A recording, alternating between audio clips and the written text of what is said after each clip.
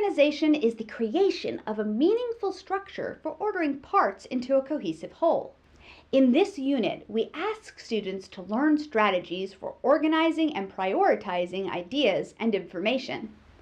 Students' ability to organize information and to express their ideas is dependent on their ability to sort and categorize concepts.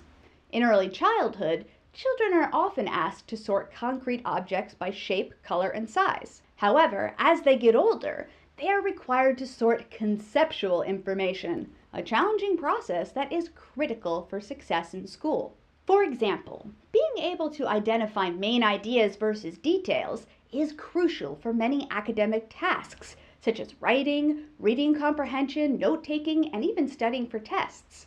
If students cannot sort information efficiently and accurately, they may struggle to keep up with the demands of their schoolwork as the information they're asked to process becomes more varied and complex. When studying for a test, if students have difficulty categorizing and prioritizing information, they will not be able to study in a strategic or systematic way. They will often reread their notes over and over again, or fill out their study guides passively, without distinguishing between information they know and the information that they need to review. This unit will help you to teach your students strategies that will help them sort and prioritize information as they plan projects or essays, take notes, or study for tests. When teaching students to organize information and ideas, it's important that they reflect on how they think. As students begin to understand their strengths and weaknesses, they can identify the strategies that work best for them. As your students develop an understanding of how they think and organize their thoughts, take time to show them how to apply that knowledge to their classwork and homework. When writing, graphic organizers like the BOTEC worksheets in Lesson 1 of this unit can provide an explicit, structured approach to writing that allows students' ideas to flow effortlessly from beginning to end. Note-taking is another area where it's important to combine strategy instruction with opportunities for self-reflection. In order to take successful notes, students need strategies that help them structure their notes according to the demands of the class, or to use keywords and phrases to identify the most important pieces of information.